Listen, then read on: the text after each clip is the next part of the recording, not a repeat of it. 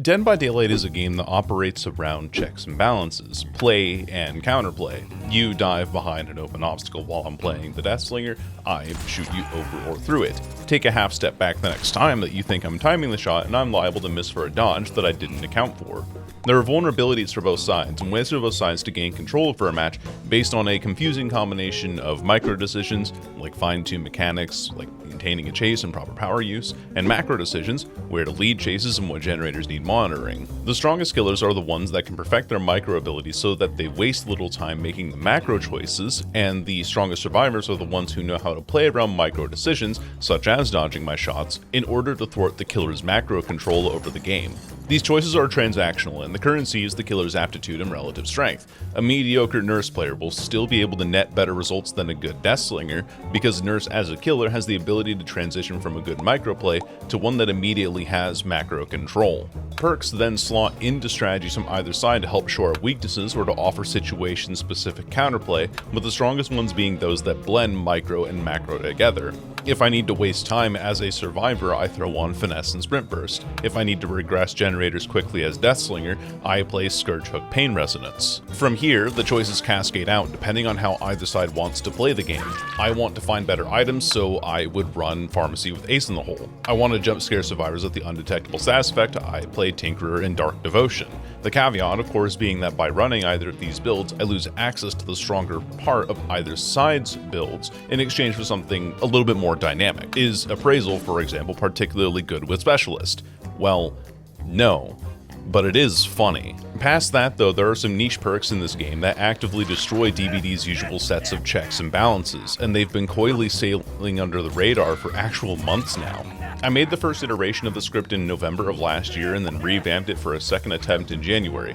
I didn't really have enough to talk about back then, but now that I've given it some thought and now that new problems haven't arisen from niche perks, I have enough material to offer some criticism, so here we go. A little while back, Behavior offered up a patch that sought to eliminate the ability for players to stack haste effects. This was done in an effort to curb the made for this and hope pairing that was semi-frequent at the time, or literally any combination of any of the haste perks that killers can bring. I was initially against this change because perk variety was, and is, already a problem, and a lot of the haste perks that either side can bring are only considered because of their ability to stack their effects. Practically nobody plays Batteries Included or Boon Dark Theory by itself unless they have a very specific plan in mind, and that usually entails stacking it with another haste effect. My conclusion back then was that the main benefactors of haste perks and haste effects were killers like the Legion with BFF's Bracelet, or Hag with her Waterlogged Shoe add-on, or a survivor who had to go out of their way to play a boon and then also go into deep boon for made for this and get endgame for hope. Since neither of those killers are high tier and that situation for survivors is extremely niche, it seemed reductive to make a change that eliminated a niche playstyle and isolated a collection of niche perks.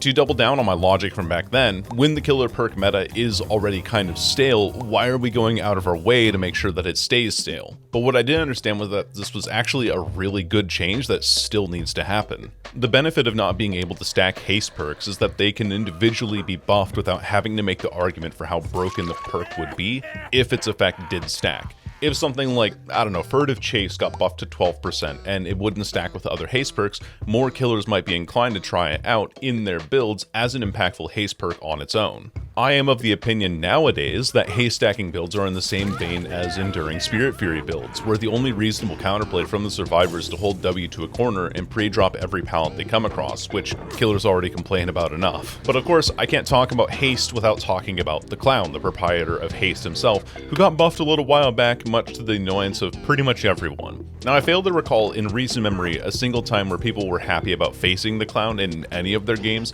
as his power gimmick is entirely based around stacking haste and hindered effects. If you get to a pallet that you think you can 50-50, the Clown is designed to turn those pallets into no guarantees at all.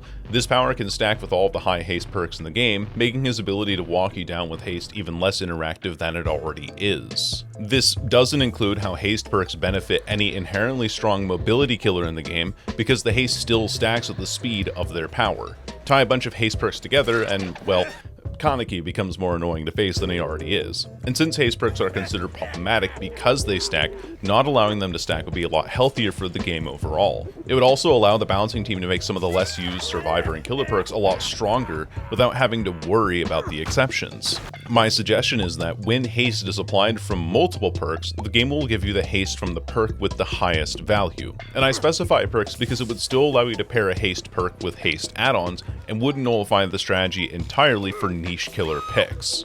You could still pair Noed with Clown if you wanted to, without the benefit of being able to stack all of that with something like machine learning on top of it as well. So this opens builds to more flexibility by giving yourself a potential dedicated haste slot that you can pair with any other trio of perks. Ideally, if haste perks are buffed individually after they can no longer be stacked, they wouldn't be remiss within your builds and can further encourage diverse build experimentation rather than centering an entire build around a narrow and non-interactive theme. The same goes for generator repair speed perks for survivors. Hyperfocus and Stakeout have been a quietly troublesome pair of perks ever since the synergy was made possible with Rebecca Chambers' release in August of 2022. Stakeout, released alongside Detective Tap in 2018, gains tokens over time while you stand inside the killer's terror radius, which includes lockers. Every time you hit a good skill check, this perk converts it into a great one and increases the progression bonus by 1%. Hyperfocus gains stacks when you land consecutive great skill checks up to a maximum of 6, and each stack adds 30% to the great skill check progression, meaning that at max stacks, you're practically doubling the extra bit of progress that great skill checks offer. In the time that it took me to narrate that paragraph, any generator can get completed by a pair of survivors with a specific combination of perks and a good toolbox. If left unchecked, all 5 gens can get completed by a duo of survivors in just over 3 minutes, not including the time that it would take them to travel to each generator. If Bardic Inspiration is added in here by another survivor, and a 4th one brings at least Deja Vu, if not Prove Thyself, Hens' world record escape time could potentially be cleared, and Hens even highlighted this possibility further with his recent video showing the most recent hot topic, Fast Track. So Fast Track was buffed alongside the rest of Yunjin's perks. Instead of giving generator progress stacks whenever the survivor is hooked, the perk now gives stacks that can be expended on a generator to permanently reduce the total progress needed to complete that generator by 2 charges per stack. Since you get 3 stacks per hook and can hold up to 9 stacks at a time, you can knock 18 charges off of a generator. A generator takes 90 charges to repair, and a lone survivor without generator speed perks repairs a generator at 1 charge per second, meaning that this perk takes 18 seconds off of any generator if its condition is met. Since this is a perk that permanently reduces the charges needed to complete a generator, it is a perk that benefits anyone who touches that generator, and the killer is completely incapable of knocking it off. I don't know how many of you remember Made for this from about 3 years ago now, when the perk gave the survivor 3% haste permanently as long as they were injured. The reason why that was nerfed was because it discouraged the killer from completing their primary objective without an instant down power or high mobility. So while not nearly as egregious, Fast Track falls under the same category, where the killer is discouraged from playing the game normally. If the killer is playing well in the early game and they get 3 hooks, then they've given one person running Fast Track at least 12 seconds permanently off of the next generator they touch, assuming the person running Fast Track is one of the players that was hooked. This is commonly paired with a brand new part, which additively stacks its 10 charges with Fast Track, and anybody else running Fast Track can then additively add their charges of Fast Track to everyone else's. If they aren't tunneled out, every person that brings Fast Track is going to get about 2 to 3 brand new parts worth of charges per game. That is 20 to 30 seconds per person per generator. Throw in a brand new part, and that's 30 to 40 seconds removed. Add Hyperfocus and Stakeout, which have been an annoying presence for months now, and a generator can get completed by a lone survivor in fewer than 40 seconds, repeatedly. Hens' recent video about gen rushing perks proves this too, so you don't even have to take my word for it. These examples also don't account for toolboxes or common perks such as Prove Thyself or Deja Vu. Now, I've played 96 games of Killer since February 9th. In that time, I have seen Deja Vu 67 times, making it the 4th most popular perk in my games. If you laugh, you go to hell. 3rd place goes to Lithe at 75, Resilience takes 2nd at 85, and Windows Opportunity still holds that top spot at 100 flat. If I were to write this script after a few more games though, I'm sure that I'd see the same alarming patterns that I've seen plague my friends' matches, which is to say you're pretty much guaranteed at least one person running the hyperfocus stakeout fast track combo now. Even though hyperfocus and stakeout have been problematic, they were still counterable in the sense that if the killer was able to maintain pressure on the map, the perks themselves got less value overall. Also, if the survivor sucked in chase or was tunneled out, at least there was potential for them to push the game past a point of no return. Fast Track makes hyperfocus and stakeout more of a problem because not only are survivors able to increase the speed of generators like they could before, but the progress that they can make is permanent and finishes quicker, and stakeout guarantees that they can't miss the great skill check for Fast Track, so they can just add those stacks on without having to think about hitting a QTE either. So when you get 3 stacks of Fast Track, that knocks the generator down to 72 seconds. Then when you get stacks on Hyperfocus with the help of Stakeout, that makes the generator disappear in a matter of roughly 45 seconds. Throw on any other perk that assists with generator repair speeds, like Deja Vu or Prove Thyself, and that number goes even lower. That isn't reasonable.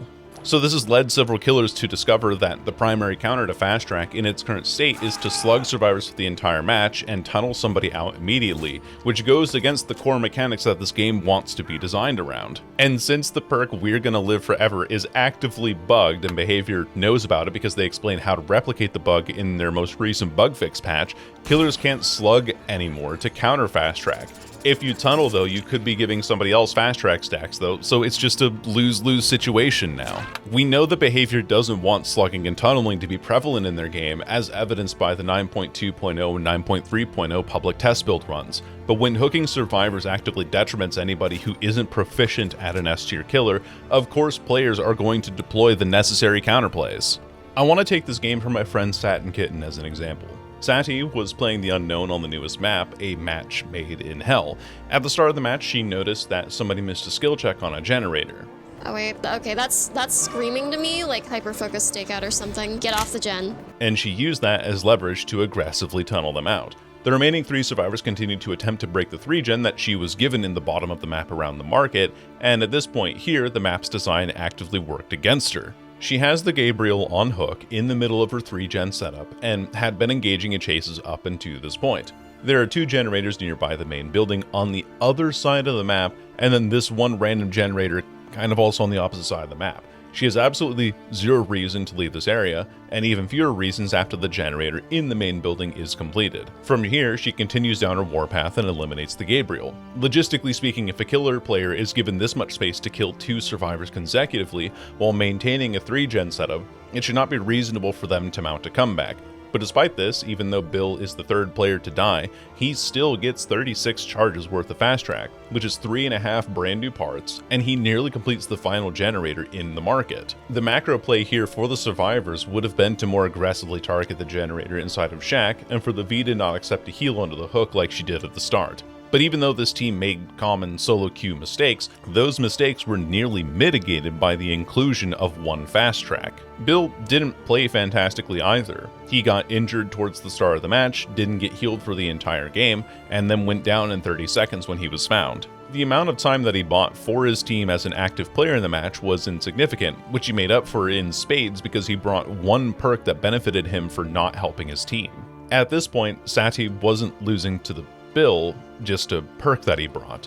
Also, the V did have a gen rushing build, so Sati's instinct were on point. So my conclusion is, you're not losing to players these days, you're losing to perks, and niche ones at that.